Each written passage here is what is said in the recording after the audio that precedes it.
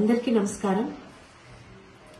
నిన్న సాయంత్రం నూజివీడులో జరిగిన తాతయ్య గారి విగ్రహ ఆవిష్కరణ కార్యక్రమంగా జరిగిన కొన్ని సంఘటనల మీద ఈరోజు ఉదయం నుంచి సోషల్ మీడియా తాలూకా పోస్టులు చూస్తూనే ఉన్నాను.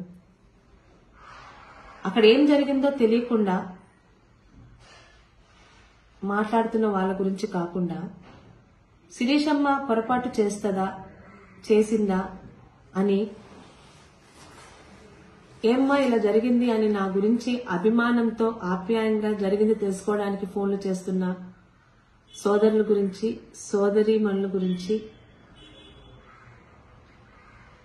వివరణ ఇవ్వాలని మీ ముందుకొచ్చాను.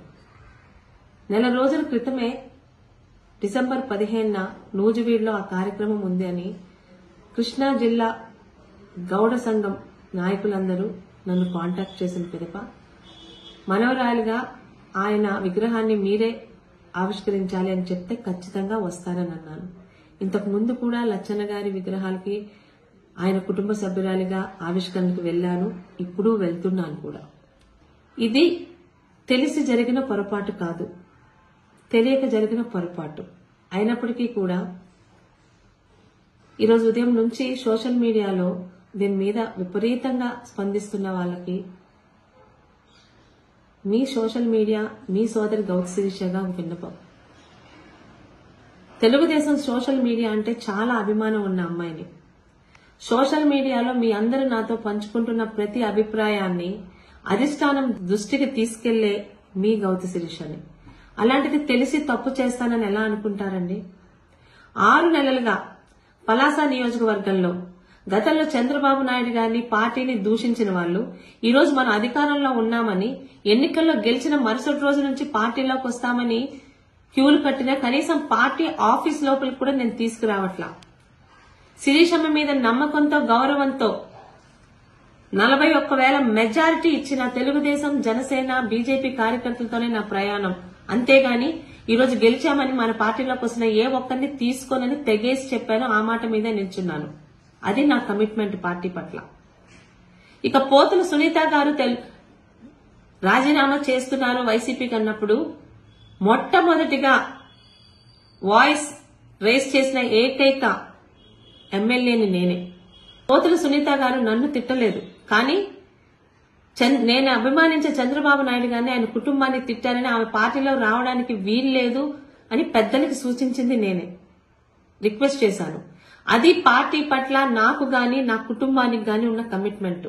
నా తండ్రి ఏ పార్టీతో జెండాతో తెలుగుదేశం పార్టీలోనే ఆయన రాజకీయ జీవితం మొదలు పెట్టారో 35 సంవత్సరాలు 6 సార్లు ఎమ్మెల్యేగా అదే తెలుగుదేశం జెండాతోనే ఈ రోజు ఆయన ప్రత్యక్ష రాజకీయాల నుంచి రిటైర్ అయ్యారు. నన్ను ఆ పార్టీలోనే పెట్టారు.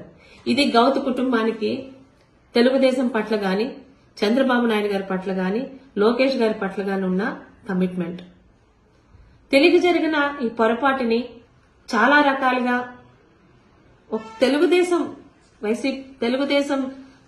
సోషల్ మీడియా సోదరులే కామెంట్లు పెడుతుంటే కాస్త బాధ అనిపించింది.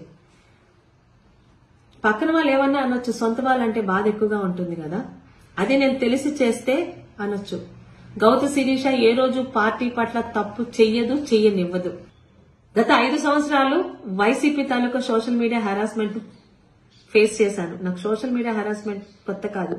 అయితే మొదటిసారి సొంత పార్టీలో అక్కడ ఏం జరిగిందో తెలుసుకోకుండా ఆ పార్టీ కార్యక్రమం పెట్టింది నేను కాదు, అది నా నియోజకవర్గం కాదు, నడిపింది నేను కాదు. గౌతు లచ్చన్న గారి మనవరాలిగా కుటుంబ వారసురాలిగా విగ్రహ ఆవిష్కరణకి మాత్రమే వెళ్లాను. అక్కడ ఎవరెవరిని ఆహ్వాన సంఘం పిలిచారో నాకు ఎలా తెలుస్తుందండి?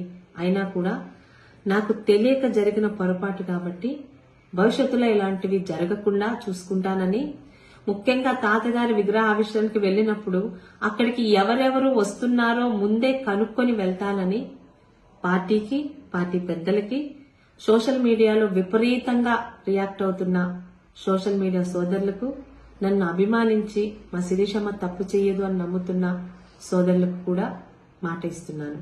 మీ సోదరి గౌతు శిరీష.